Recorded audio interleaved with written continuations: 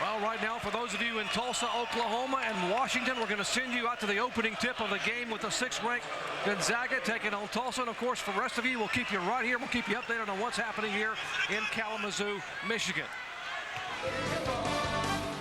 Bracket Buster Saturday, presented by the U.S. Marines, rolls on as the number 16 in the nation. The Bulldogs of Gonzaga at 22-2. Take on the Golden Hurricane of Tulsa, the highest-ranked team ever to play in this building, number 6 Gonzaga today. Undefeated in West Coast Conference play. They've won 15 in a row. Tulsa, on the other hand, struggling right now. They're 9th in the WAC. Terry Gannon, along with Fran Fraschillo, we are underway from the Reynolds Center. Two teams at opposite ends of the spectrum right now, but Fran, this is often a very tough place to play. Well, Gonzaga has had great tradition. They're going through a rebuilding year with 7 newcomers out of their top 10, 7 freshmen and sophomores. Guilherme Teichmann, baseline, kicking it back out. Here's Parker with a running one-hander in the lane.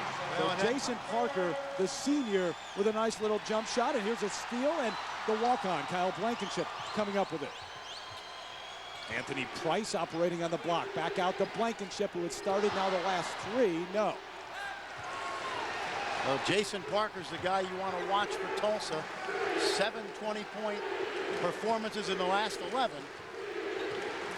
Gonzaga at 22-2. They've gotten to 20 wins quicker than any other team in Gonzaga history. One of their stars, Blake Stepp, misfires, and Jarius Glenn clears the board.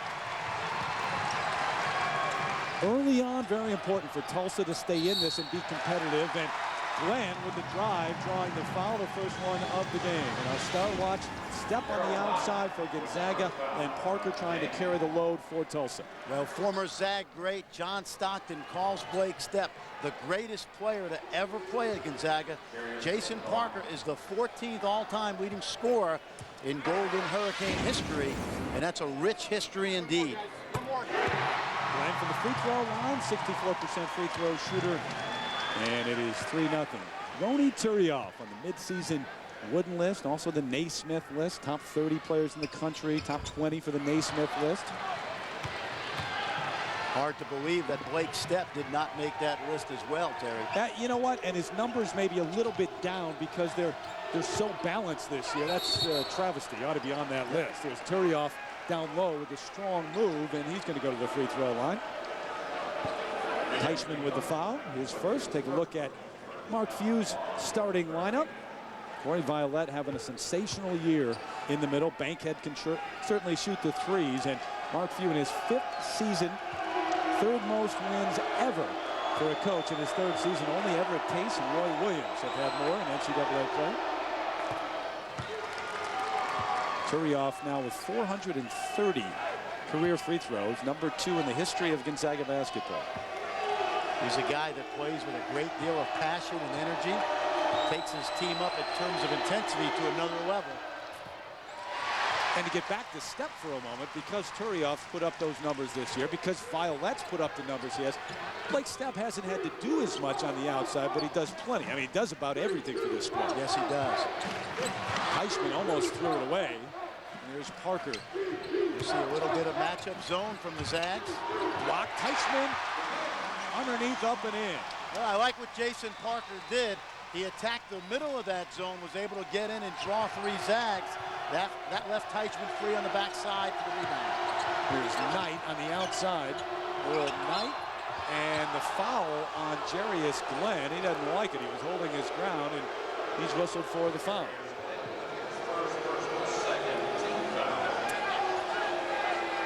College of Charleston and Western Michigan, 4-point game, but that game in overtime. A buzzer beater descended into overtime. So 2 excellent young coaches. Steve Hawkins in his first year at Western Michigan has done a great job.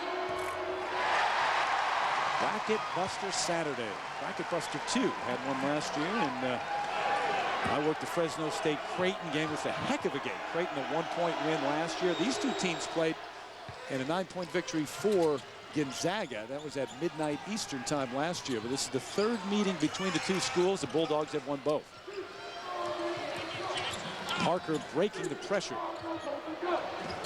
Blankenship Good ball movement. Parker, yeah, he's got it from three-point range. Well, we talked about Jason Parker. He's the one senior back on his very young team. And another steal for the Golden Hurricane. Listen to this crowd. If you give this team and this crowd life early in this game, it could be tough to beat. Well, this is an atmosphere at the Reynolds Center that has great tradition in its only 5 years. John Phillips in his third year as the head coach after being an assistant coach here at Tulsa. Longtime Tulsa guy. He was born and raised right here. Before becoming an assistant, an excellent high school coach in this area as well. Broken Arrow High School right down the road, and Glenn operating down low on the block, drawing the foul. So John Phillips' lineup getting it done so far. Glenn and Jason Parker, the two veterans and the two leaders. Anthony Price having a very good year, the sophomore, but Teichman, a first-year player from Brazil. Some people on John Phillips right now in the middle of the year with the 7-16 record, but he won 50 games his first 2 years. I mean, that's right. Give him a little break here in the third year. The senior class that they lost last year was responsible for a 108 wins, so this is a rebuilding year, and unfortunately it's come in a very balanced WAC conference this year with some excellent teams like Rice, Nevada, Hawaii. Lost some close games. That's just bad timing in terms of that. In a year that the conference has gotten very good very quickly, they're rebuilding. But a 7-point lead over the #6 team in the country so far, with under 3 minutes gone here in the first half. Violet, guarded by Price. Into the lane, strong move from Corey Violet. Strong, and here comes Darius Glenn. That's Parker leading the break. May have taken an extra step. Price missed it off the nice dish. Well, Anthony Price was point blank, and you've got to make those easy opportunities against a team like Gonzaga. Can't let any opportunity go by the board. Stepp almost lost it. Bankhead into Violet. That's an easy one. Corey Violet, the senior from Boise, Idaho. Jerry Martin, you talked to us yesterday about the possibility of them having road legs, and they've gotten off to a slow, sluggish start so far. 3 minutes and 20 seconds. Gonzaga went without their first field goal. Stepp clearing it and leading the break. Here come the Bulldogs. Bankhead can shoot it from three-point range. A balanced offense. And a nice dish down low. Turioff from Earl Knight. Well, Turioff has about 50 pounds on Teichman, and he's been able to get really close to the basket. Parker, and fouled by Kyle Bankhead. Jason Parker, not really a point guard. He's got a point guard's frame, but a scorer's mentality. And if you have to play him at point, you lose some of that scoring mentality because he feels like he's got to run the show. So Kyle Blankenship, who is a walk-on and only a sophomore, has started the last few games for John Phillips. Not the ideal situation, but that's the one they're in. Parker with 5. Still 5 points in the game, and there goes Blankenship to the bench, and one of the youngsters, Kenneth Kelly, a freshman out of Dallas and Carter High School there, coming in. He's been very productive this year for the Golden Hurricane. Dallas Carter, a great high school program. So Blake Stepp getting a rest. He didn't get much of a rest in any game. He's got the 4 stitches over his right eyelid, which he suffered in a cut against Portland on Wednesday night. So a 4-point lead for the Golden Hurricane here at home. Derek Ravio in for Stepp right now. Here's Turioff off the double team, and he threw it away. Well, that was set up by Jason Parker digging in the post. Third turnover for Gonzaga on the road, and listen to the crowd starting to believe that the Golden Hurricane has a chance this afternoon at the Reynolds Center. 10-6. Tulsa with the lead over Gonzaga early on in this one here in Bracket Busters Saturday, presented by the U.S. Marines. Terry Gannon along with Fran Fraschilla and Ronny Turioff with that bucket a moment ago. Both the buckets coming from the inside players from Gonzaga so far. It's something you would expect throughout the day, Fran. Well, Gonzaga is very balanced in terms of inside-out scoring, but as a coach, you want to go inside early and establish those easy opportunities. Also try to get a light Tulsa front line in foul trouble. 20.1 seconds left in the game between Western Michigan and the College of Charleston, and Western Michigan with that 2-point lead in overtime. Buzzer beaters Saturday so far, Bracket Buster Saturday. A number of good games going on. There was one on ABC earlier today, Louisville and Cincinnati, which was an overtime game, and a buzzer beater to send it to overtime. There's Violet with the rebound, and here come the Zags. Anthony Price able to get by Violet, but Ronny Turioff, great position in the lane. Good steal going the other way is Darius Quinn with a dunk. Well, that's 4 turnovers. Tulsa has scored on 3 of them, have taken advantage of some sloppy Zags play so far. So a 6-point lead for the Golden Hurricane. Remember, they're trying to break a 6-game losing streak, and John Phillips is out playing on the wing, which is not the norm. He's wanting a 3-second call. Darius Quinn, a good athlete. You see him just shoots through that passing lane. Very uncharacteristic. Derek Ravio, the freshman, getting an opportunity to play early. That time a turnover leads to a basket. Ryan Cardwell was whistled for the foul, and there is Adam Morrison, the freshman from Spokane. He had a career-high 22 against St. Mary's last Saturday. There's a guy who's patterned his game after Larry Bird, and he's got that high Larry Bird-like release. Cardwell, former professional baseball player, was a pitcher of the Blue Jays organization for 4 years. Back here at Tulsa, he originally signed with the Golden Hurricane back in '99. Parker operating on Bankhead, using his body well for the deuce. Well, when Jason Parker's at the 2, he's got a mismatch against Kyle Bankhead. Turioff blocked by Cardwell, but there's a foul. You're going to look at how well Ronny Turioff can run the floor and why he is going to be so good on the next level, I believe. Well, it's a mark of a good team that gives up a basket. Ronny Turioff takes off for the other end and established easy position.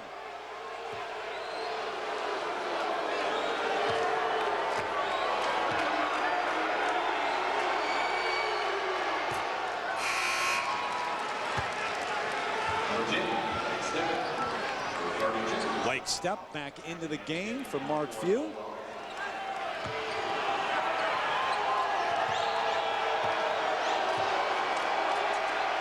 And we'd like to welcome those of you who have just watched a great one between Western Michigan and the College of Charleston in overtime. 83-78 Western Michigan with the win as they storm the court. Bracket Buster Saturday, presented by the U.S. Marines, continuing Terry Gannon along with Fran Fraschilla. A good one going on here at the Reynolds Center in Tulsa, Oklahoma. Tulsa, the decisive underdog with a 3-point lead against the number 16 in the nation. And Gonzaga struggling early in this one. Blake Stepp, the outstanding point guard, Fran, received a cut and 4 stitches on Wednesday against Portland. Yesterday in practice, he was nauseous, which was not the norm, so they took him in for a brain scan early today, and he was clear. There was no bleeding on the brain. However, you're going to watch him very closely. Gonzaga in blue, Tulsa in white. The Zags 22-2, and they've won 15 in a row. Shot clock violation. The ball will go back to Gonzaga. Well, you got to be alert out there. Ball was knocked out of bounds when it came back in play. Clock was running down. They didn't get an opportunity to score. First turnover of the game for John Phillips' club here at home. 7-16. Tulsa really struggling this year, but there's no question about it. These are 2 of the top mid-major programs for at least the last decade. Great tradition here at Tulsa. 8 NCAA appearances, in 10 years. Sean Mallon lost it out of bounds, but it will stay with Gonzaga. He got poked in the eye. We're going to take a look at him. But look at Gonzaga, 12-0. West Coast Conference play, 2 league games left. San Diego and Santa Clara. They'd be the first to run the table in that league since 1992. Number 6 in the nation, number 7 in terms of the insider RPI. Remember 2002? They were number 6, and they received the 6th seed that year. And Morrison draws the contact, and it's Guilherme Teichmann, the junior from Santa Cruz, Brazil, whistle for his second foul. Ronny Turiaf able to get that ball on the glass. And one thing about being a good offensive rebounder, you have to anticipate misses. Adam Morrison on the weak side, ready to clean up anything in right position that time. Morrison hit the 3 a moment ago, so his 4th point, and he makes it a 2-point game. Teichmann will go to the bench, the junior college transfer from South Plains Community College. Charles Ramsdale, the freshman from Kingfisher, Oklahoma, into a lineup that is so young, and it's the main reason that Tulsa has struggled this year. They've got 7 newcomers. 3 of those are redshirting, but they've got 1 senior and only 2 juniors, and one of those is a first-year player. A lot of these guys like Ramsdale and Kelly would have been guys that would have redshirted in the past here at Tulsa. They've had to play a lot of minutes this year. Jason Parker on the move, and Derek Ravio called for the blocking foul, but Parker is the man who they look to. Jason Parker, already the 14th all-time leading scorer at Tulsa. You're talking about great basketball traditions. Can get into the lane, knock down the 3, create his own shot, takes advantage of bank head, floats in the air. One of the top players in the WAC. 3.6 GPA. He's already graduated with a degree in management. Not bad. When you look at the starts that he has had, and Jarius Glenn, 21 starts. This is before the season began. Nobody else had ever started a game for John Phillips. A man who won 50 games in his first 2 seasons here at the helm for Tulsa. Here comes Morrison. Nice pass. Down low to Turiaf. The jump hook, though, way off. Again, you saw Turiaf get up the court very quickly and establish solid position. Kelly out to Brian Cardwell, the former pitcher with the Blue Jays organization, knocking down the 3 from the top of the key. It's a 4-point lead. Well, Cardwell not shooting very well from the 3, but he got a good look at it that time. Turiaf finishes after his own miss. Ronny Turiaf has continued to get better since his arrival at Stanford, at Gonzaga. From Martinique, played in France at the INSEP Academy. Another 3, this time from Seneca College from the top of the key. So all of a sudden, though, Tulsa, a team that shoots 34% from 3-point range, and a team that only had 41 points in the entire game the other night against Fresno State, just knocking down everything. But the foul inside, and Turiaf goes back to the line. Well, this has been a big couple days. Coming off that loss to Fresno State, John Phillips and his team were called out in the media here, and his team so far has responded. We know yesterday he talked to us. He took the team to see The Miracle. That's right. The great movie about the 1980 U.S. Olympic hockey team yesterday. So far, it's paid off. Trying to pull off their own version of a miracle. What's interesting to me is none of these guys were born when that took place. I mean, that's a 1980 Olympic story that they weren't around for. Well, it reminds me of Adam Morrison, his hero being Larry Bird. Nowadays, most of these kids don't even know who Larry Bird was. So Turiaf connects at the free throw line. He's carried the load so far for the Bulldogs, and they have not played all that well, but they're within 3. 11:47 left till half.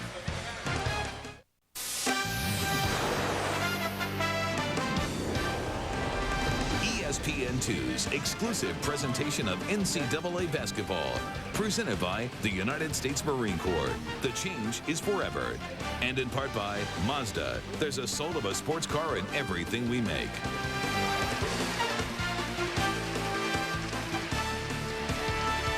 Bracket Buster Saturday presented by the U.S. Marines continues. The number 16 in the nation, down by 3. Gonzaga trailing Tulsa, but Ronny Turiaf, one of the best players in the West Coast Conference, the country, has carried the load so far, Frank. Well, what I like about Mark Few's team right now is they smell blood early inside. Ronny Turiaf already with 9. They've already shot 10 free throws.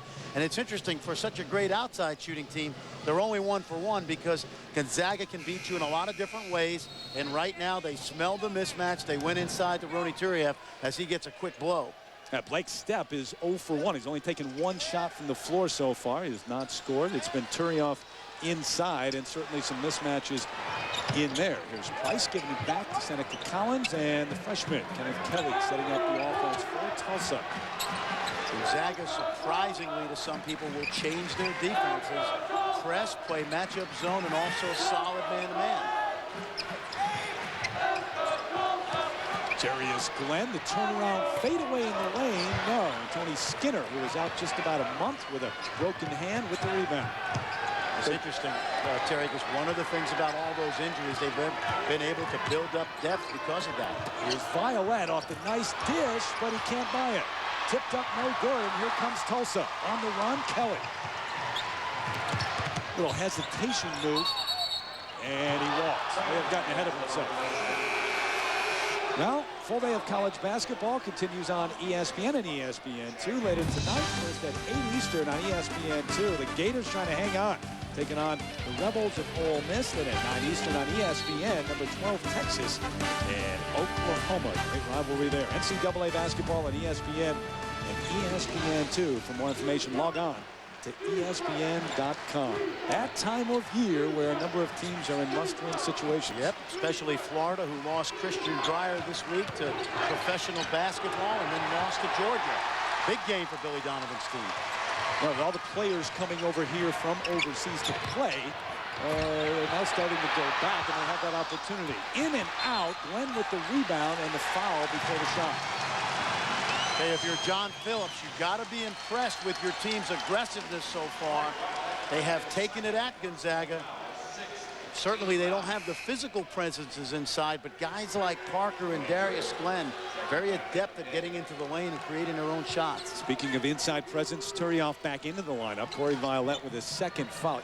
You have to be, but this is a team that lost by 20 the other night, Tulsa I speak of, and they only scored 41 points in that game. And it was a game in which John Phillips said they didn't use the words he gave up, but he said we quit competing at some point. Parker over Blake Stepp, and there's now. You know, Jason Parker knows he took a tough shot that time. Good job by Blake Stepp of contesting. Strong move to the hoop and a strong foul as well. Adam Morrison, and that's the second on Darius Glenn. Adam Morrison, the all-time leading scorer in the history of Spokane high school basketball. Good job by Blake Stepp of finding Morrison on the break. It was a miscommunication. He takes it right to the hole, and he comes up with 2 free throws. Darius Glenn making sure that he gets his money's worth on that foul. Morrison. And Terry, people who follow college basketball may have remembered the story about a month ago in Sports Illustrated about Adam Morrison. He has diabetes, so it presents a whole bunch of medical complications for him. He's become a great role model for young people who have to deal with the similar type of and go through that routine on a daily basis. Exactly. Yep. Doesn't want any special attention for it. Blankenship, the walk-on sophomore, but now down to Seneca Collins. Nowhere to go. Tulsa with a string of 5 straight 20-win seasons snapped this year. And 7 wins to this point, but certainly not looking like it so far in this game. Collins thought about it, almost left his feet, but reloaded, and here come the Zags. Difficulty for Tulsa is they're not going to get a lot of easy scoring inside. And the offensive foul clearing out down low. Turioff fighting for position. The 6th turnover so far for Gonzaga, which is very un-Gonzaga-like. Well, he runs the court so well and establishes position so well. But the rule is, as a post player on offense, you cannot displace the defender. And sometimes you get penalized for how good a job you do in terms of getting up the court and posting up quickly. So Turioff with 2 and Violet also with 2. Gonzaga has missed its last 3, and Tulsa has gone cold as well, missing its last 5.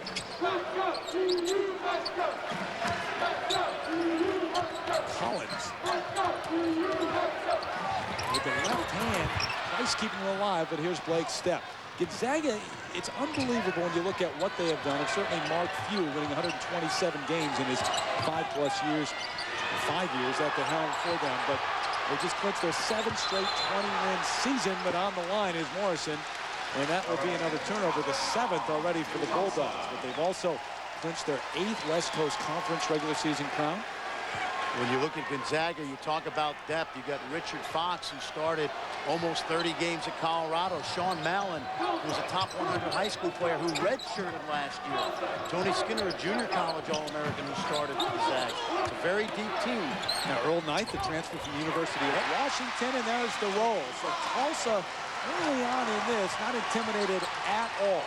Anthony Price is the one offensive threat down low. The sophomore has been very good this year.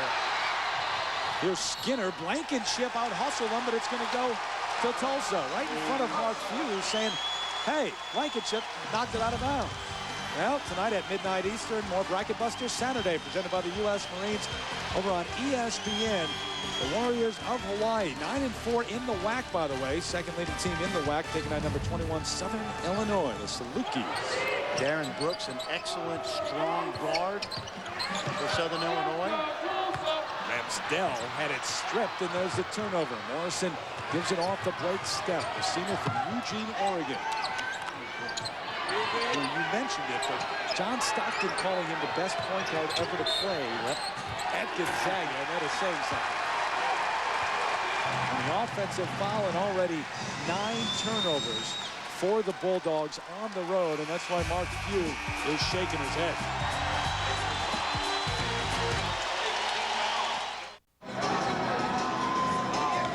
Golden Hurricane of Tulsa with the lead, at this point at least, over the Bulldogs of Gonzaga. Two of the better bracket-busting programs over the years, Fran. Look at what Gonzaga has done in the NCAA tournament, including '99 when they beat Minnesota, Stanford, and Florida, and nearly went to the Final Four. Well, and Mark Few is hoping that '99 run started in Seattle and ended up in Phoenix, and he would love to have that first 2 rounds in Seattle at Key Arena. And look what Tulsa has done, including 2000 when they won 3 and eventually got beat by North Carolina in the final 8. But Tulsa has been the 8 of the last 10 NCAA tournaments, and one of the other 2 years they went to the NIT and won that. When you create the high expectations that Tulsa basketball has, you can't have a down year. Right now, it's a very young but improving basketball program.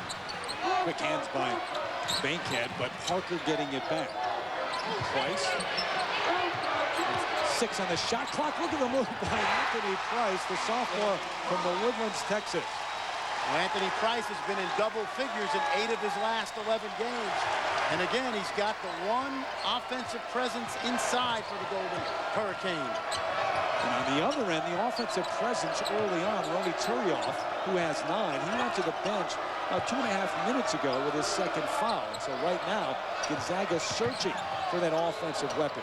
Well, Mallon's going to be that, in the lane with a little jump shot. Mallon, another one of those homegrown Spokane guys. Out of bounds, and it stays right here. Last basket for Gonzaga was 4 minutes and 40 seconds ago. He's 6'8", 225, but you see the quickness that time, spinning off of Richard Fox, taking advantage of that size or quickness advantage. Price with the dunk. So Anthony Price getting it done at the offensive end with Turioff on the bench. That time using his strength over the 6'4" Tony Skinner.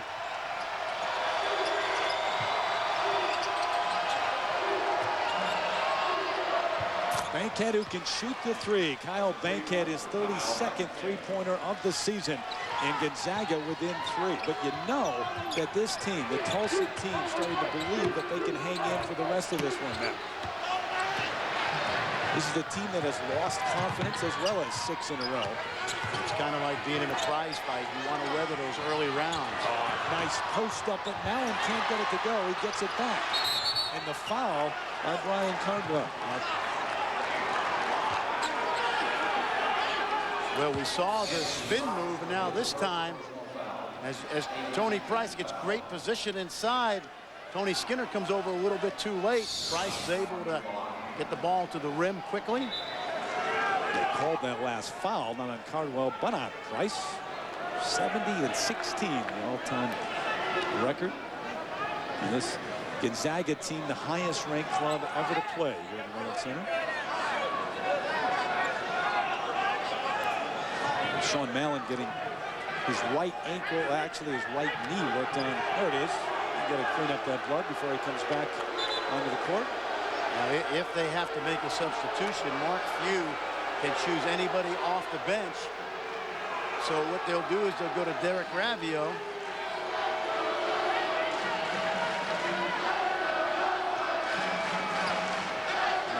They cleaned up the blood, so Ravio's going to take his seat. He was trying to get in the game as quickly as possible to get up to the free throw. Well, the interesting thing, when you look at their bench, they don't have a guy shooting under 70%, so anybody they went and picked instead of Mallon would have been a good foul shooter. Yeah, this is a team that shoots 76% from the free throw line, and it's spread throughout. It's not because one guy's shooting 95%. And it's not common at all in college basketball these days.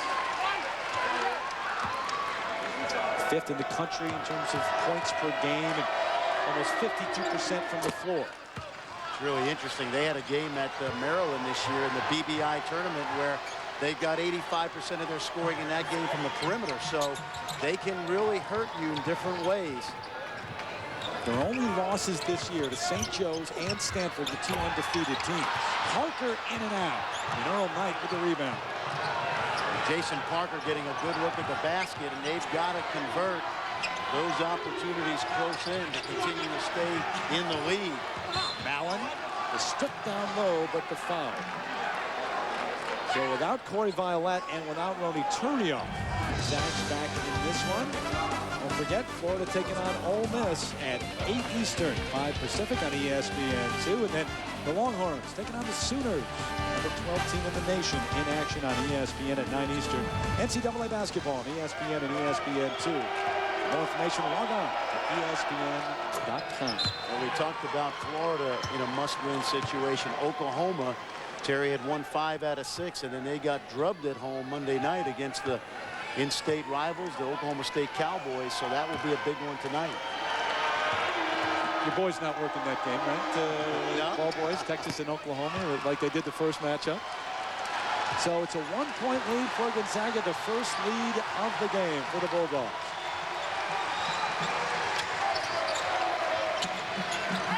Seneca Collins off to Lansdell, the freshman. And here's Blankenship, the walk-on sophomore who has started the last 3. Foul away from the ball inside. Cardwell fighting for position, and they're going to whistle Mallon with the foul. It's funny, we talked about how well Tulsa has played to stay in this game, and Gonzaga, Terry, is like a machine. They're just methodical. 2 top inside guys on the bench. They keep playing, keep going inside. Ryan Cardwell, he didn't have the shaved head at shoot-around today. That's a freshly shaven head. Quick swing of the basketball. Skinner for 3. He gets it. And all of a sudden, Gonzaga never lost its cool, and they've got a 4-point lead. Well, Tony Skinner, who started most of last year as a junior, was brilliant against Arizona. Gives them a great lift off the bench. Ramsdell stepped on the end line, so it goes back to Gonzaga. And you mentioned the Bulldogs really without a weakness, and they beat you in so many different ways. Remember, again, Violette went to the bench with 2 fouls. Then at the 9:28 mark, Turnion went to the bench with the 2 fouls. And they've made this comeback. They now have this lead without their inside presence. And that's the fun part about watching these guys, is they are fundamentally sound. They don't panic. Blake Stepp all the way to the hoop. So Stepp with his first bucket of the game. Perfect example. Blake Stepp played most of this first half so far. Didn't really look for his own offense. Recognized that an opportunity to get to the basket. And you see a little bit of that quickness that people don't realize he has. See, he goes right by Parker to the glass, and no one slides in. How good is Blake Stepp, especially when you look at the next level, and maybe a Blake Stepp or a Travis Diener from Marquette might not get the look they deserve from the NBA guys. Well, John Stockton, said it Wednesday night. He talked about Blake Stepp, saying he needs more attention from NBA teams. He's not going to be a guy that can guard you 94 feet, but he is a smart defender. Very rarely makes mistakes in terms of the half court. He had a game this year against Idaho, 13 assists, no turnovers. That's hard to do. Gonzaga on a 9-0 run in the last minute and 50 seconds. Stepp among the leaders in Gonzaga history in scoring and assists, three-pointers. Well, nowhere to go. He finds Price. The contact, no call, and out of bounds. Earl Knight lost it on the loose ball. And very close right there to being a block call. Anthony Price has got to finish again. That's the third or fourth basket opportunity that you've got to convert so that Gonzaga doesn't run away from you in this first half. Parker, who hit his first three, and now out again. Jason Parker, he's got to score, and he's got to carry the leadership load if they're going to hang around. He's got to have a big game, and then they've got to get those easy baskets inside. Stepp dishing it off to Knight, who can't handle it. Got to be ready for that. So double-digit turnovers for Gonzaga. They didn't expect that coming here to the Reynolds Center, but they do have the 4-point lead against the Golden Hurricane of Tulsa, hanging in there at this point. Jason Parker with the jump shot. Scott Reese back in the ESPN2 studio. Coming up on our budget halftime report, a shocker in the SEC involving one of the top teams in the land. We'll show you what happens. Some of the best mid-major teams on display, including Fran Fraschilla's former team, the Manhattan Jaspers. We'll have an update on Bracket Buster Saturday, and the two unbeatens continue to roll.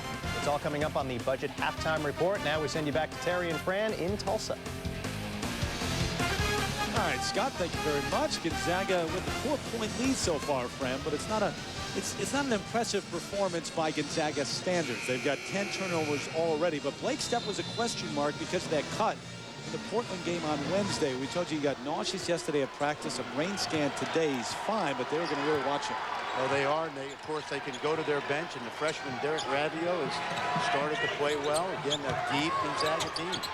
Price with the turnaround, and there's the foul on Sean Mallon. That's his second. Redshirt freshman from Spokane. See, Sean Mallon should have realized as Anthony Price turns to his... Watch Anthony Price. He's a lefty. He's going to turn back to his left shoulder, and there's no reason to foul him there because it's a very difficult shot for a left-hander to make. You mentioned the advantage for Gonzaga early on with Violet and Turioff in the paint. Gonzaga has out-rebounded Tulsa 18-9, but Tulsa's got 14 points in the paint, and the Bulldogs only 10, which is very odd. Well, Price has scored inside, but those points in the paint have also come from perimeter players like Parker and Glenn. On the drive, yep. Exactly. This one knocked out of bounds, but Gonzaga will keep the basketball. And John doesn't agree with that. It was right in front of him. He was just saying, I had a better sight line on that than the striped shorts did. This crew, by the way, a split crew from WAC, West Coast Conference, and the Pac-10. Michael Eggers, Mark Dakota, and Ken Diddy. Air ball from Bankhead. He's going to hear it from the crowd. Tulsa should try to take advantage of the fact that Violet and Turioff are in foul trouble. Parker the pull-up. Seneca Collins, who has a world of talent, off the glass and in. Collins, a sophomore from Duncanville High School in Dallas. Well, he's got that football build. He spends a little too much time on the perimeter, but that time a great job of getting to the basket. Played for Phil McNeely at Duncanville, also Coach Brian Boddicker, who will be on TV tonight with the Longhorns. Side to side for Gonzaga. Bankhead back to the leader. Stepp inside to Knight, and he couldn't get that one to go. That's the second miscue by Knight off a great pass by Stepp. Yeah, he lost the last one out of bounds. He wasn't ready for it. Kenneth Kelly then left him in and out from three-point range. Well, the freshman from Dallas, Carter, not shy. Kind of like that little girl with the curl. Here's Knight. Sometimes very good, sometimes not so good. I almost missed that one. Bankhead doesn't miss it from the top of the arc. Kyle Bankhead with another three, the senior from Walla Walla, Washington. This game's going back and forth so much I can't get my analogies in. Gonzaga perfect from three-point range. Here's Price, guarded by Mallon off the screen. Knight with the block, but he got him with the body. So, second foul for Earl Knight. Well, Kyle Bankhead, a senior, a guy that came in shooting 50%, doesn't take a lot of shots because he's not the focal point of the offense, but you cannot leave him open. 50%. from three-point range, leading the West Coast Conference. I believe that would lead just about any conference in the country. One more now. And for a quiet guy, he's 6th all time at Gonzaga in three-pointers made. And you're talking about the likes of Matt Santangelo, Richie Fromm, Dan Dickau, Blake Stepp. And Bankhead originally came to Spokane as a walk-on. And he, like Jason Parker for Tulsa, a graduate student. Amazing thing about the state of Washington, Terry, they produce some very, very underrated basketball. Many of these Gonzaga players are homegrown. Spin by Stepp. Almost lost it. Skinner, another long three. This time the other wing. Tony Skinner has been a streaky three-point shooter, but you can't give him that open a look. 6-point lead for Gonzaga. And the crowd is quieted down just a bit now. Hardwell missing badly.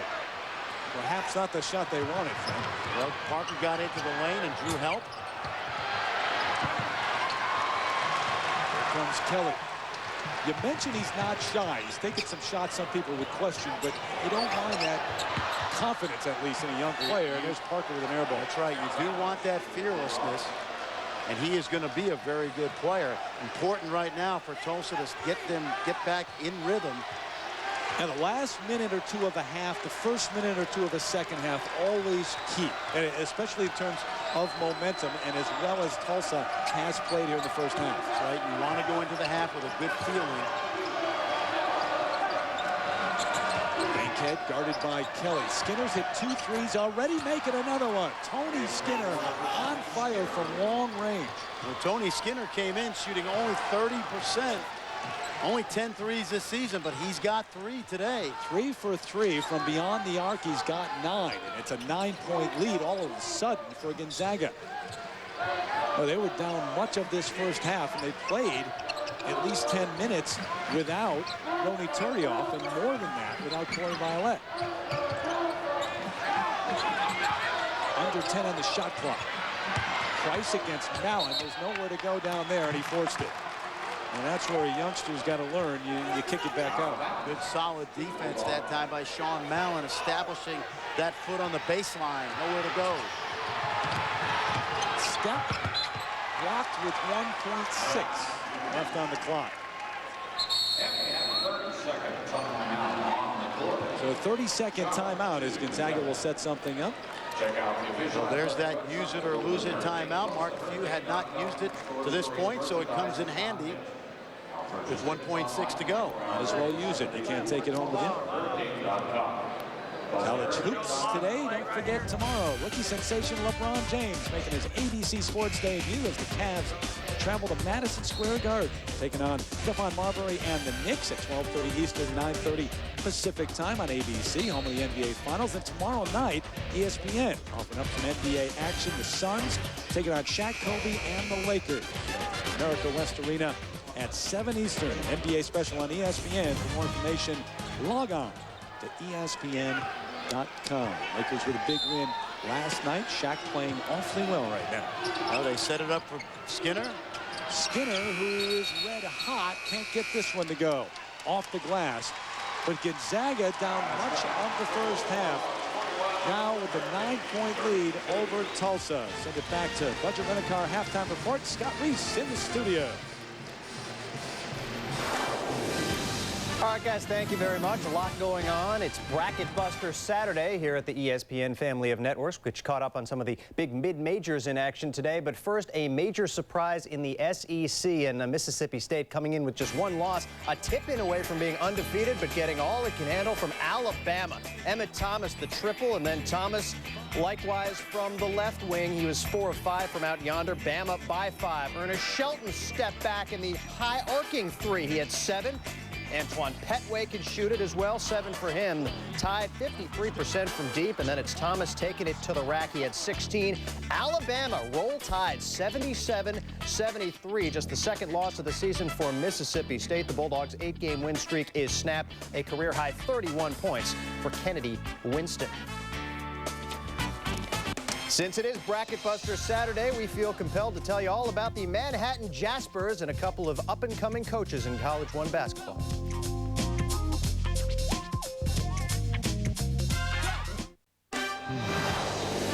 Welcome back to the Budget Rent-A-Car Halftime Report.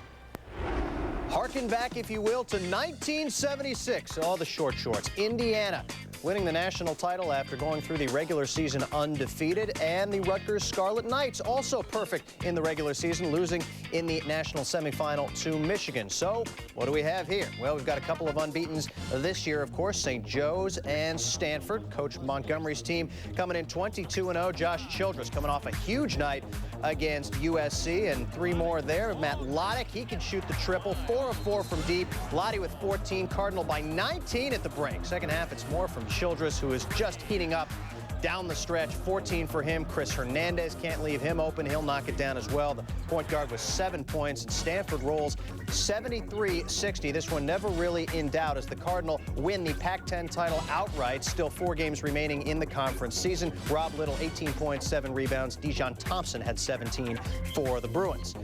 The other unbeaten, similarly lacking in drama as St. Joe's takes on Temple. The Hawk has been flapping those wings all season. Jameer Nelson shooting the triples all year. He had a game-high 18. Pat Carroll, 4 of 7 from deep. He had 14. And Delonte West, the obligatory highlight, 20 for West. Hawks cruising up 22.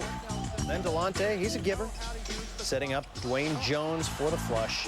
Always good to see others involved for the St. Joe club, and the Hawks win it 76-53. Just another day at the office. Now 24-0. They have won 4 straight and 7 out of 9 against Temple. Those 24 wins, by the way, the most in St. Joe's school history.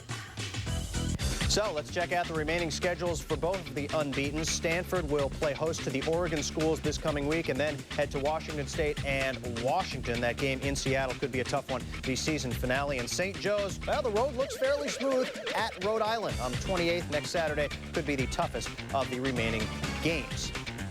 Conference USA in a barn burner between Rick Pitino's Louisville Cardinals, Bob Huggins' Cincy Bearcats late in the game. Jason Maxiel, the elbow J. He had a dozen. Bearcats by 1. Other end, Nate Daniels. Final 20 seconds. Need a big shot. That's a big shot.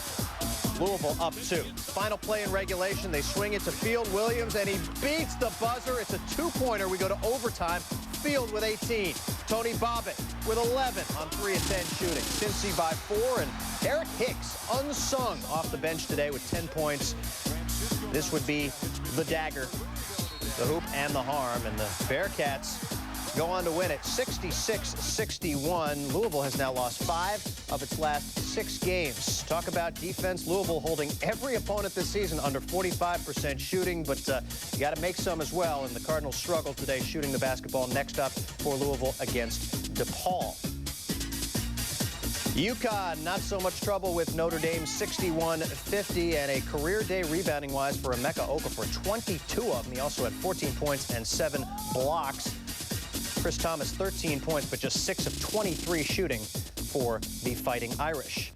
A thriller in the Big East with the Syracuse Orangemen, defending champs, taking on Georgetown. Gerald Riley, one of the lesser-known stars in the Big East Conference, the 3 from the corner. He had 13. G-Town up by 2. Then Brandon Bowman throwing it down. 7 points for Bowman. The lead is 4. Jerry McNamara coming back with a triple. 4 of 11 shooting. It's a 2-point game. Here we are. Final seconds now. Tied at 54. McNamara. Oh, that's cash.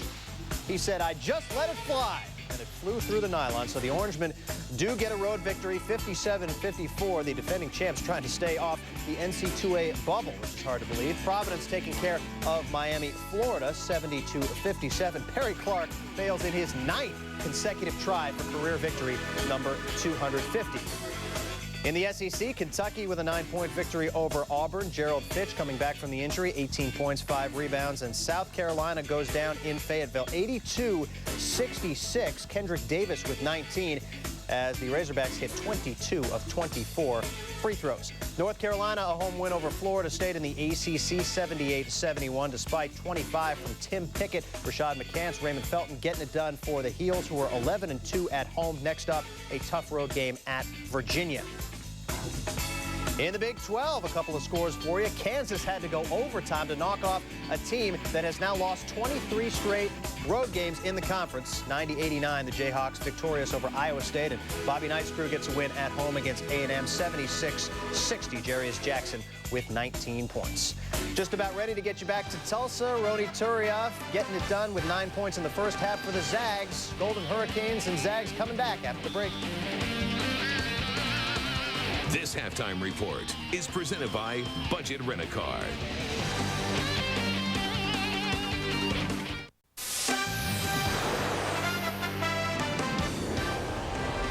ESPN2's exclusive presentation of NCAA basketball, brought to you by Infinity, makers of the QX56, a full-size SUV coming in February 2004.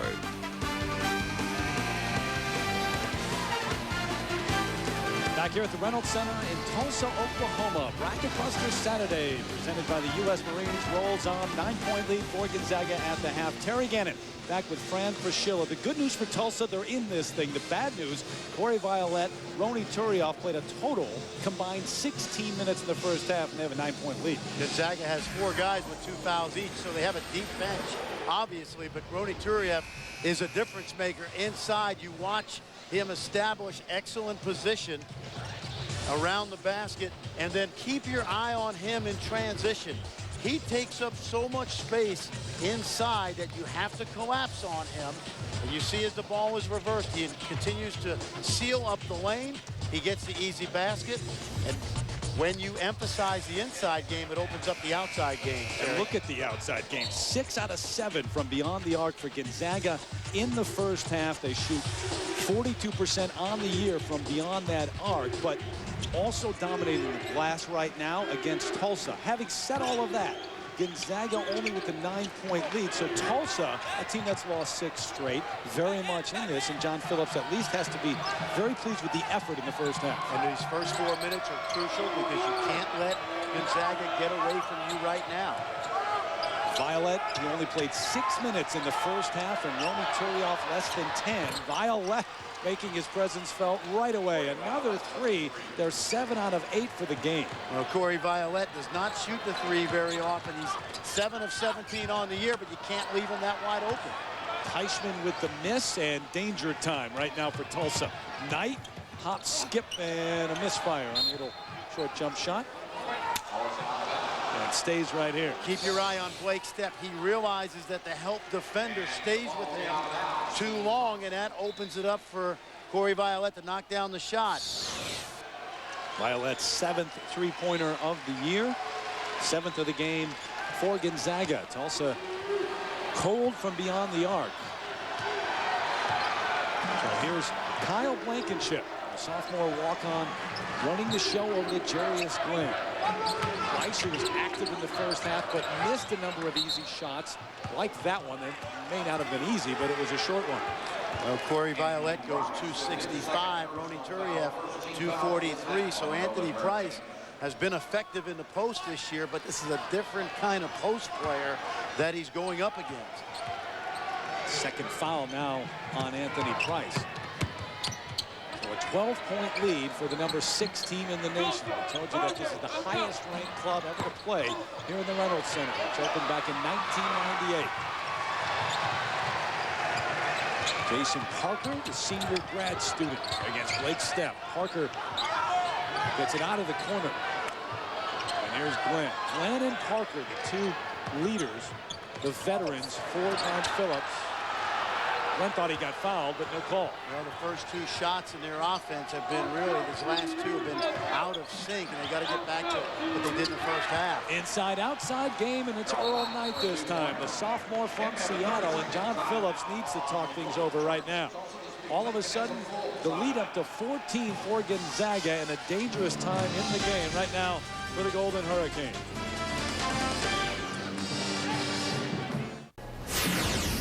Scott Reese back in the Bracket Busters studio. Miami of Ohio taking care of Southwest Missouri State. Little insult to injury at the end. Chet Mason with a flood. 75-66 the final. Now back to Terry and Fran in Tulsa. All right, Scott, Tulsa's missed its last 6 from the floor, and hence the Gonzaga run. Well, if you want to know why Gonzaga is so good offensively, just watch that inside out. Ball goes into Violet. He recognized the double team, kicks it out, and Errol Knight has a wide open three. Boy, the inside-outside game, the balance for Gonzaga, and you said it earlier, and Mark Few has talked about it, although he wouldn't really publicly want his players to notice, former players. This is the best Gonzaga team he's probably had, and probably the best one we've seen throughout their run since maybe 98, 99. And as good as John Stockton's teams in the early 80s, it's not even close in terms of having the depth of talent the Zags have this season.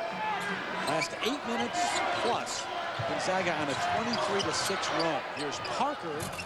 High into the air, but Violet with the rebound. Bankhead running it up to Blake Stepp. Right, and that's a great look at what Gonzaga does. Turioff down on the block, drawing the foul on Price. It's his third. Don't forget, full day of college hoops continuing on ESPN and ESPN2 tonight at 8 Eastern.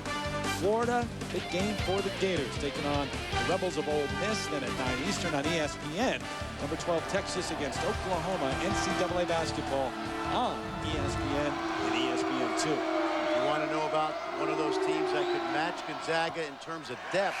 It would be the Texas Longhorns, who regularly play 11 guys. In fact, they're so deep, their 2 McDonald's All-Americans, Buckman and Boddicker, come off the bench. And I think depth is often overrated. I don't think you need depth. Mike Krzyzewski, for example, playing 6, 7 guys, and that's his style, and that's how he coaches. However, you take Gonzaga, for example, they come off the bench with youngsters who contribute. Their sparks, their scores. Adam Morrison had 22 last week against St. Mary's. You got Mallon.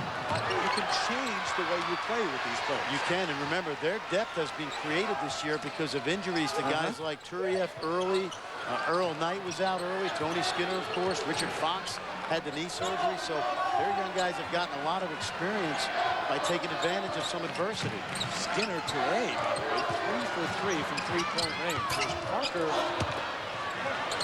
Tulsa has gone absolutely ice cold. Terry, one way you can tell that Gonzaga has its way right now defensively is they haven't had to change their defense very much. They played great 2-3 matchup zone, but it hasn't been necessary so far today. Turioff kicking it off tonight. Short little jump shot. That is too easy. Well, inside out, and a great look to look opposite because the help sucks in from the weak side. Earl Knight with a 14-footer. He's got 5. There's Blankenship. Bankhead. And there goes Knight. The Zags on the run. Knight and the foul on Kyle Blankenship. Well, Earl Knight, the transfer from the University of Washington.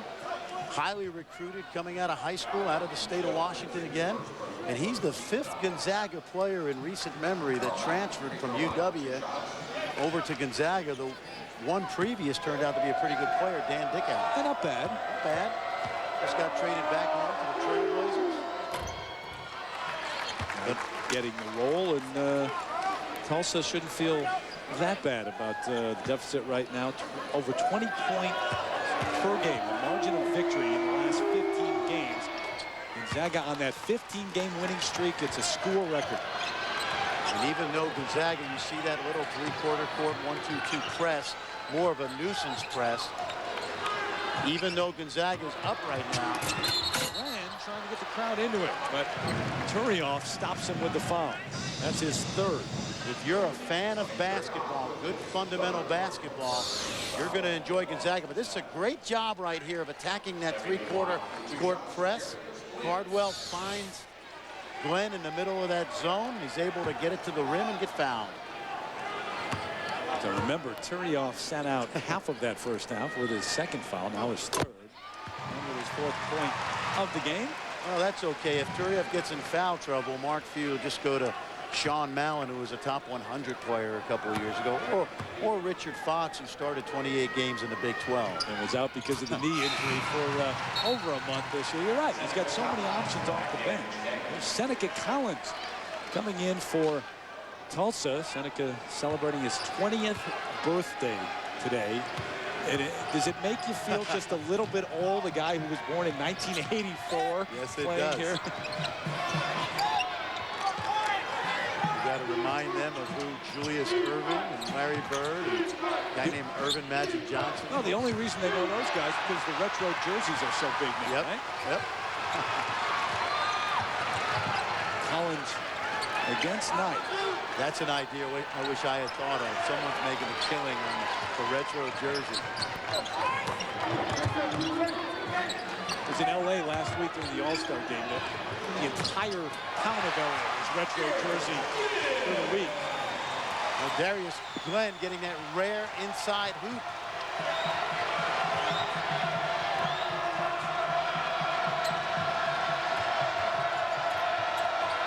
Violet, crowd thought he walked. Good distance. Hurry off. Missed the dunk, but the foul. Well, he was able to get away with the travel. So Bracket Busters Saturday, second version, presented by the U.S. Marines. Terry Gannon along with Fran Fraschilla and Turioff operating in the paint. Couldn't get it to go, but he's going the free throw line. Well, the thing that John Stockton said about Ronny Turieff is he brings such great energy and passion to this Gonzaga glove that he takes the whole team's energy level up a notch. Turioff with 10 points on the afternoon. The number 6 team in the nation, but remember they were number 6 back in 2002, and they were the 6th seed in the NCAA tournament. People still talking about that and how they deserved much more, but they were 1 and out that year. Mark Few hoping for better than that this season. The Reynolds Center here in Tulsa, Oklahoma. Third meeting for Gonzaga and Tulsa, and it's gone all Gonzaga's way to this point. The 2 previous meetings and today here in Bracket Buster Saturday, presented by the U.S. Marines. And Fran, Gonzaga 22-2. Look at their RPI right now. The league, though, hurts them a little bit. Well, it does. It obviously brings down their RPI somewhat, but when you look at the early season, games with St. Joe's and Stanford, Missouri, Maryland, George Washington, remember, they beat a Pac-10 team, Washington State, by 40, and they held another Pac-10 team, Washington, 17 minutes without a field goal. So if Mark Few's club were able to run the table here today, then against San Diego, Santa Clara, their final 2 games, and in the West Coast Conference Tournament, would you make them a number 1 seed or a number 2 seed? Well, as of this point, they're a lock for a number 2 seed. Now, something's got to happen with, say, a Pittsburgh or Stanford or St. Joe's, maybe a Duke, but if they're not one of the top 8 teams in the country, then I'm not watching basketball today. They are very, very good. Remember, Duke would go through the West Coast Conference with a 21-point win margin as well. Sean Mallon can't get it to go. Knocked out of bounds. It stays with the Bulldogs. Next 2 games for Gonzaga on ESPN2. You'll be doing both of those, right? That's right. We'll be up there Thursday and Saturday. Final game in the Kennel. The Martin Center, 4,000 strong. Will be Saturday night. Yeah, they got the new Kennel opening up next year. Stepp, that's from Norman. Mallon the follow, Cardwell the foul. You know the great thing about Blake Stepp tonight, they really don't need his offense. He's just making sure everybody touches the ball. That time the open look right on the rim. 1 for 6 as Blake Stepp has only got 2 points. The surprising thing about Stepp's numbers today, he only got 1 assist. Mallon with his 7th point of the game. So keep your eye on Sean Mallon here. He takes a flick and keeps on ticking right there. And he earned those 2 free throws. He needed 4 free throws on that foul. He got hit in the eye in the first half. And then he got hit in the knee and it was bleeding. It's been a tough afternoon for him.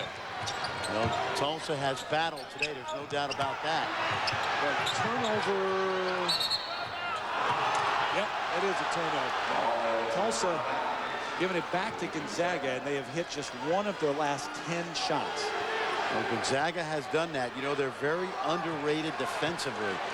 People don't realize they can beat you so many ways, not just offensively inside out, but just shutting people down. They've got 4 points in the second half. That's it. And there goes Stepp, his 2nd bucket of the afternoon. He's got 4. That's a great shot by a point guard to be able to get in about 8 feet and hit the floater before the shot blocker can get to you. Parker hit his first 3 buckets of the game. He's only got 1 since. Seneca Collins, he can shoot the 3. He's got 36 on the year. His crowd starting to make some noise now, wanting to motivate this team not to give up. 13-22 and counting. Violette the head fake. Now another rebound. Conwell can't handle it. The scramble up to Glenn, and here come the Golden Hurricane. Well, the one thing about the Golden Hurricane, they continue to battle. Glenn on the block, kicking it back out, and Cardwell wasn't ready. It's going to stay here. Well, the seniors they lost last year won 108 games in their career. Well, Blake Stepp, if you're a guard, you got to have this shot in your repertoire. That little 8-foot floater that you get up and softly kiss it in before someone can get to block your shot. See, now you didn't need that because you were shooting from long range back in your career. Never had the guts to go inside the arc. There was no need. Nothing good was going to happen. Well, you had guys like Worthy and Perkins in there for Carolina. I never got near those guys. Jordan a few times, unfortunately. 33-17. Gonzaga out-rebounded Tulsa. So you mentioned the inside presence and the advantage they have. It's not just scoring. It's in every aspect of the game. Skinner, another 3. Tony Skinner on fire today. That's unbelievable. Tony Skinner comes in with 10 threes on the year, shooting 30%, and he's now 4 for 4. He's got 12 in the game. Kelly, freshman, can't get it to go. Violette clearing it off to Kyle Bankhead. You know why you know Tony Skinner's special? Because Gonzaga doesn't take a lot of junior college players. He's from Northeastern Junior College in Colorado. And you know he's got to be a quality guy if Mark Few is going to take him into the program. Started last year, started early this year, got hurt, now is coming off the bench as another weapon for Mark Few. Third foul just a moment ago on Jarius Glenn. Forget tonight at midnight Eastern. Bracket Buster Saturday presented by the U.S. Marines. News over to ESPN. Hawaii taking on number 21 Southern Illinois. That should be a good one. For more information, log on to ESPN.com. You like the Bracket Buster idea last year, the first year? Oh, it's a great idea because what it does is it highlights quality teams that don't get a lot of exposure during the season. And for the fan at home, you get a chance to watch teams like Manhattan. Obviously, Gonzaga no longer a Cinderella, but teams that are going to come out of nowhere and mark. How different is the preparation? I'm talking to some players today. They said, well, it just really is different playing a non-conference game this late in the season. Makes it feel like a tournament game. Absolutely. Gonzaga extending the lead on the road. Scott Reese back in the studio. We break from the Bracket Busters to give you an update from Morgantown, Pitt, West Virginia, and a tight one. Julius Page, lefty, knocking down the triple. Kind roll. And it's a 1-point game, now a 4-point game. 32-28. Chris Taft with 8. Let's send you back to Tulsa. Terry and Fran. Well, for much of the first half, it was a tight one here at the Reynolds Center, but Gonzaga has extended its lead. Tulsa awfully cold in the second half, only 7 points in the second half. Ronny Turioff had the 2 fouls in the first half, Fran, but they went to the outside game, hitting all the threes, and Blake Stepp. The numbers aren't there today, but he's certainly playing his usual floor game. It doesn't matter what you do at Gonzaga defensively. If you take away the inside game, they'll kill you from the perimeter. If you tighten up on the long-range shot, they will pound you inside. All the things you look for in a tournament team, I don't think they have a weakness, do they? You know, they're not a mid-major team. They are one of the 5 or 6 best teams in the country. Turioff, the spin. He spun a little too quickly. Walking violation on Ronny Turioff. Difference in the game, though, no question, beyond the arc.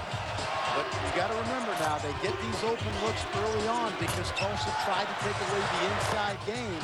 And when you do that, you open up this long-range arsenal that the Zags enjoy. And again, you shoot 50% from three-point range. They shoot, what, 70, whatever percent? I'm not that smart, but I know it's a good percentage for... you get 3 instead of 2 is what I'm trying to say. And if you shoot a better percentage of them, you get more. Yes.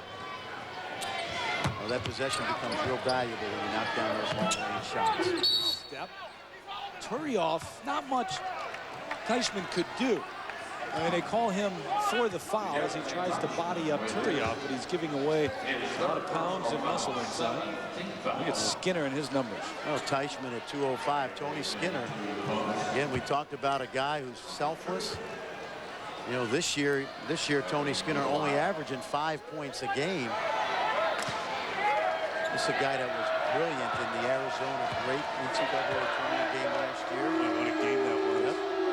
Gonzaga in the bonus already, just under 11 minutes left to go in this one. 7 straight 20-win seasons for Gonzaga. And another regular season crown, and they could go undefeated with 2 games left. In the conference, Seneca Collins working off the screen by Teichmann. Parker blocked by Turioff, and Blake Stepp couldn't start the break. But, you know, again, an example of their defense. You can cheat a little bit when you have a guy like Turioff. There's a turnover. It goes back to Tulsa.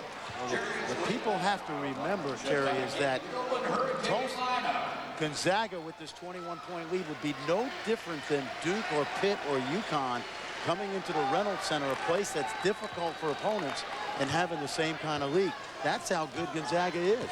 Bracket Busters Saturday, presented by the U.S. Marines. Been a good one so far throughout the day here. Gonzaga pulling away from the home team, which has lost 6 in a row. This is an odd year for Tulsa, a team that's gone to 8 of the last 10 NCAA tournaments. Mallon is fouled. Let's see who they call it on. Pick your number and go with it. There's Jarius Glenn, and that is his 4th. And that's another example of an easy opportunity. That time, Anthony Price not getting able to finish. And when you play against a team, Sean Mallon again taking a licking in there. But when you play against a team like Gonzaga, you got to convert every easy opportunity you can, because there aren't going to be that many of them. Yeah, Sean Mallon saying, yeah, we've got a big lead here, but I've paid for it all afternoon. You know, they asked Sean Mallon about the best players he's played against this year. Inside, he said, hey, the best players I play against every day in practice in Corey Violette and Ronny Turieff.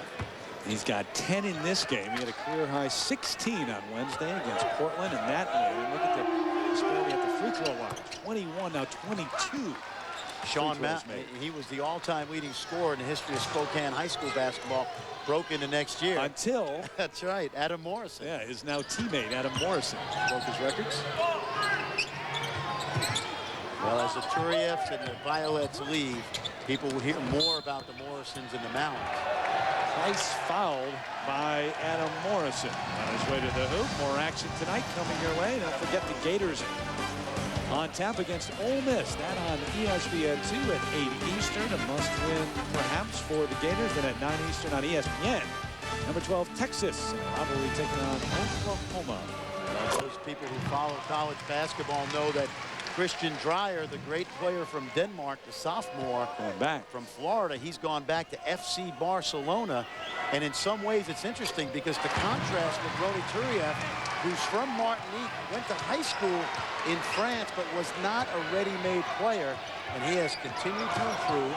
And as a junior, his stock continues to rise with NBA personnel people. But it's gotten tougher and tougher for foreign players to come play, at least right away, here in college basketball. It's unfortunate. The rules that have changed with the NCAA, if you play for a club team, you're considered a professional if you played against professional players, which is unfortunate because there is no high school basketball in Europe. You're being penalized because that's the way it's basically done in Europe. Exactly. And that rule has changed. As Price shoots over Turioff. Anthony Price with a nice little jump hook. Well, he's upset with himself because he made the tough shot that time after missing the point-blank layup just a couple of seconds before that. Stepp. Inside Turioff. Should have shot it. Knocked out of bounds, and the Bulldogs will keep it with 18 left on the shot clock. Anthony Price is a lefty, so he's going to be comfortable turning over that right shoulder. You see the spin move back, and that is a tough shot Ronny Turiev doing the smart thing, not trying to go for the block, just getting his hand in the air. Turiev getting it back, lost it, no foul called, few wanted one. Here's Glenn leading the break. Price lost it before Stepp got a piece of it. See, that's not a smart play by Anthony Price.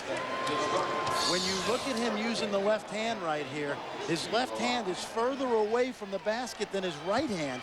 He would have been much better off to gather himself and go up strong instead of trying to make the great play in the dunk. He does get the 2 free throws. The third foul on Blake Stepp. And you saw John Phillips in a close shot of him just a moment ago. As you look at Price and the numbers today, 12 points, make it 13. He's had a solid year, the sophomore has. But Phillips, you hear the rumblings when you come into town here in Tulsa. Yep. Here's a man who won 50 games his first 2 seasons, and this year with a very young club, 1 senior or 2 juniors, struggling, but give him a chance, at least for a year here, had 1 bad season. Morrison on the follow after the block. Well, Adam Morrison is a guy that just is out there playing right now. He doesn't really have to be the focal point of this offense, just clean up people's mess. But you're absolutely right. The problem that Tulsa has is they've created great expectations here. And people expect you never to have a down year. When you look around the country at teams like North Carolina, UCLA right now, going through similar rebuilding jobs, that's just the way it is. Turiev couldn't handle it. Here comes Jarius Glenn against Violet. The foul and 1. Jarius Glenn could have given it up a little sooner, but he did get to the basket and finish it. And if you're John Phillips right now, you just want to make a little run. Now, you can't see it right here, but he had a player ahead of him, 2 of them, in fact. But because of his ability to get into the lane, he's able to finish and get the free throw. Jarius Glenn with 10 in the game. 64% free throw shooter. He's missed a couple of important ones, though. The next this time, he's got 11, so Tulsa trying to fight its way back into this one. A little under 8 minutes left to go.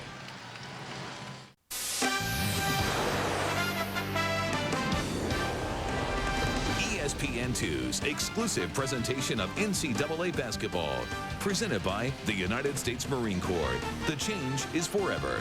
And in part by Saab. Welcome to the state of independence.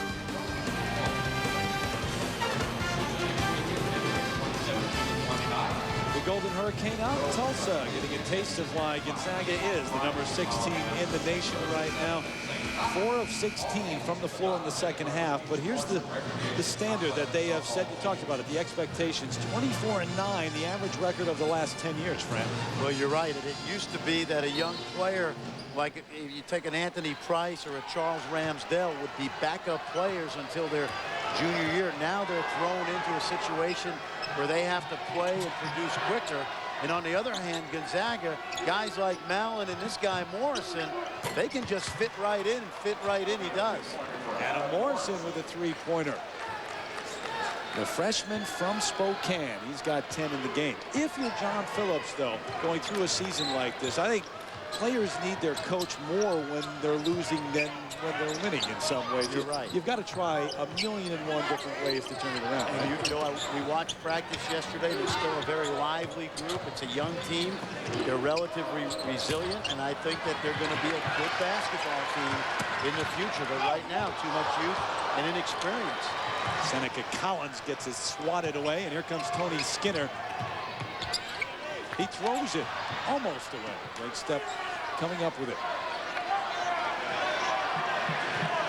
So Blake Stepp, the senior, with just 4 points in the game, but running the show offensively for Gonzaga. They played much of the first half without Corey Violet, half of it without Ronny Turiev, but still led by 9. The break and have extended it, but here comes Glenn. Skinner fouls him and the bucket. Didn't mean to do that. Well, Tony Skinner was trying to make a smart play by fouling Glenn before he could get it on the rim.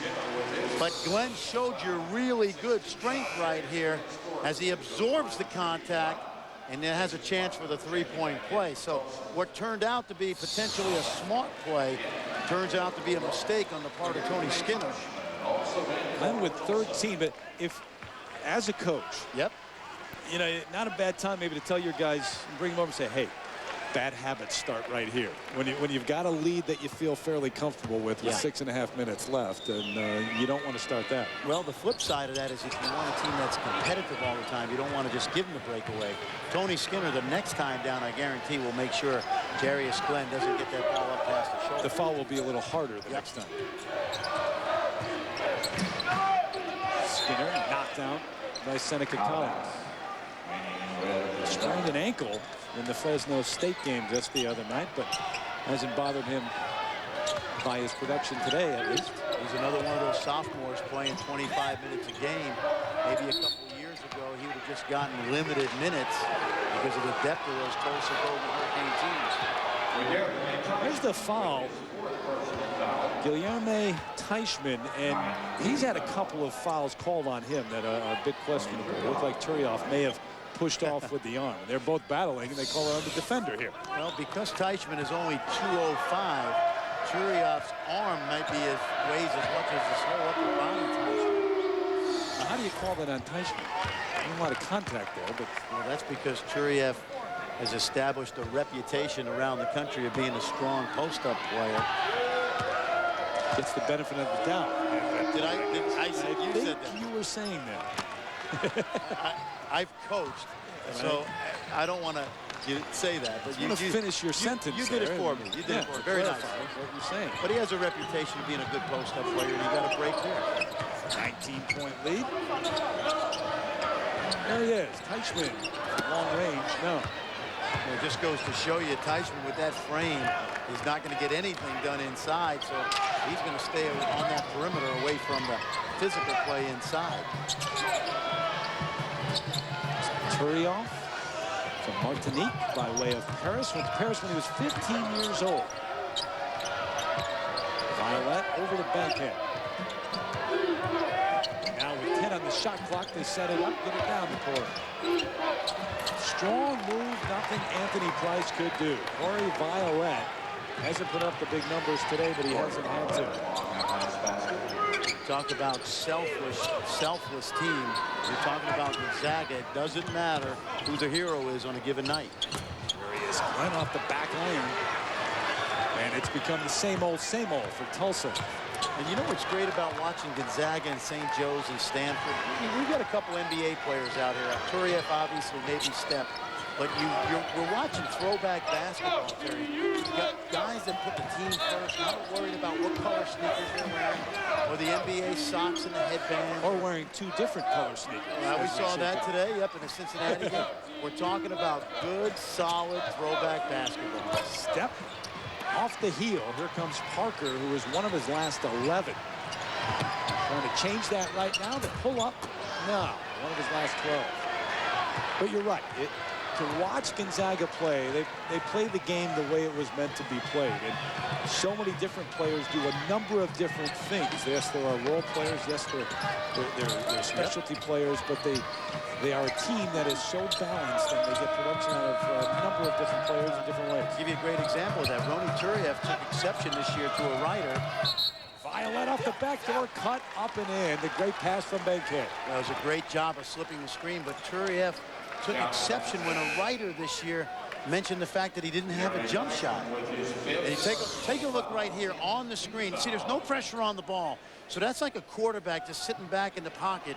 Anthony Price showed. Corey Violet slipped, but the play was made by Bankhead because there was absolutely no pressure on that pass. Guilherme Teichmann with his 5th foul. It's interesting, getting back to Turioff about not having a jump shot. He said, hey, I could shoot the 17-footer, but he just never needs to. And that's what you have with this team. You have a lot of guys that can do a lot of different things, but only when they're called on. Corey Violet only has 6 threes on the season. Bangs a 3 today.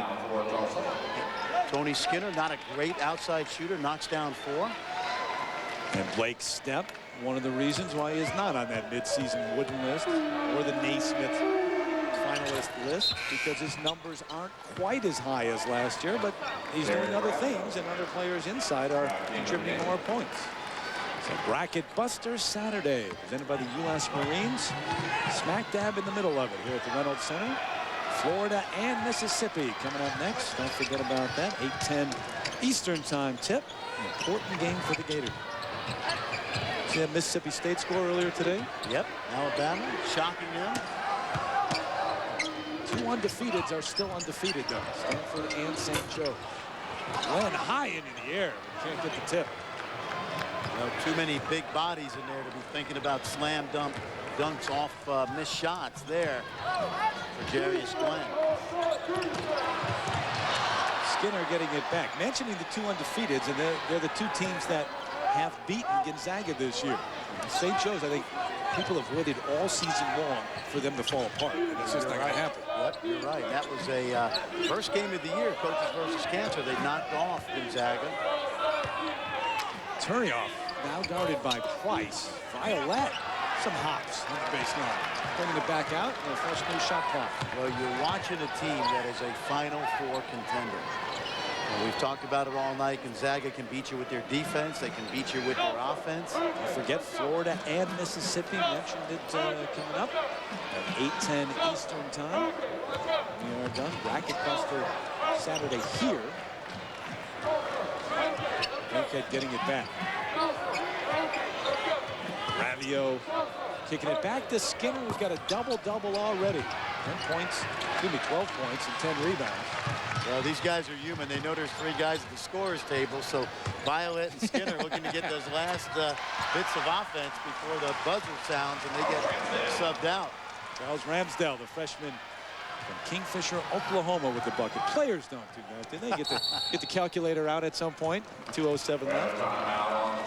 Let's see, I got 9. I need another bucket to get to double digits. Only when you have a 22-point lead. 15 in a row for Gonzaga, trying to make it 16 now, and we'll do that by the end of today. With the longest winning streaks in Division I, mentioned St. Joe's and Stanford. Gonzaga right behind, and the yellow arrow, those are the teams playing today, part of Bracket Buster Saturday. East Tennessee with a tough game out at Fresno. They had to go across the country and managed to get one. Kent State beating a Creighton team that has really been hampered by the absence of Tyler McKinney, their brilliant little junior point guard who has an eye infection. May not be back the rest of the season. Doesn't really score, but runs the show. Yep, runs a very patient attack for Dana Altman, and they just haven't played well since his injury. Look at the numbers here, the rebound margin. 5th in the NCAA, 47.2 in this game. Well, that's not even in the ballpark for Tulsa if they were going to stay in this. Well, Adam Morrison, we talked about what a bright future he has. He was a star of that ESPN The Season a couple weeks ago, where they spent a week with the Zags. Some question about his hygiene. Players were getting on him. I think he took the normal ribbing of being a freshman. The grunge is still in to a certain extent, I think. I think he qualifies. You would classify him as a nonconformist. He reads books by Che Guevara, the revolutionary. Yep. Ramsdell, nice catch, and then it was blocked by Morrison, but he got him with the body, or perhaps the other hand. And he takes his 2nd foul of the game. And there's a good example. Charles Ramsdell only goes 205, 6'10", the freshman. And he's a guy that in a normal year, when you're Tulsa and you're on top of the WAC, you could afford to redshirt a guy like this. 3 state championships in the high jump for this guy, and he jumped 6'10", and he is 6'10". Pretty good. Yeah, look at Parker, the numbers in the 2nd half. Every time Anthony Parker put the ball on the floor in the 2nd half, they took away his dribble penetration. Turioff has earned some rest at this point. His day is done. Seems like a long time ago that Blake Stepp was a question mark for this game, doesn't it? Sure did. He put a night's work in along with Turieff.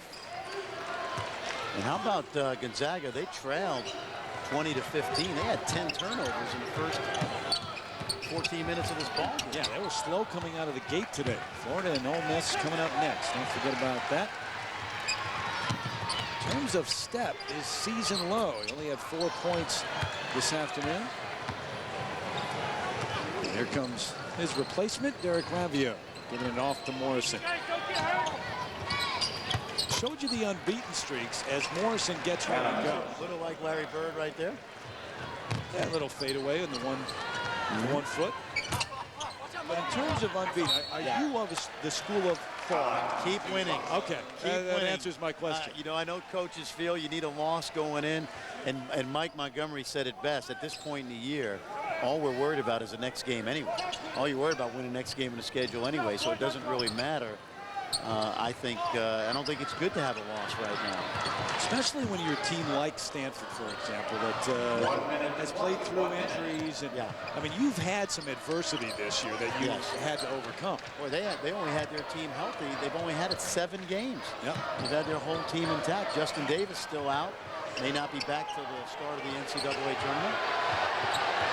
Bench is cleared here for both clubs. There's Blankenship, the walk-on, who is now starting off to Kenneth Kelly. Up and under, and he rattles it home. Kelly, good-looking freshman from Dallas. Well, we talked about him not being shy, but that also translates into him taking big shots the rest of his career at Tulsa. So under 30 seconds here. It's the number 6 team in the nation. Going to move to 23-2 and win its 16th straight game overall. Gonzaga, an impressive winner against a team that was struggling, no doubt about it, but this is not an easy place to play on the road. Reynolds Center, and Tulsa came out of the gate very well today. Well, they gave Gonzaga a solid 20 minutes of basketball. If John Phillips can build on that. So that's it. Your final 76-56, 20-point victory for Gonzaga. Don't forget Florida Ole Miss up next. For Fran Fraschilla and our entire crew, I'm Terry Gannon. This has been a presentation of ESPN, the worldwide leader in sports. Let's go back to Scott Reese in the studio. All right, Terry, thank you very much.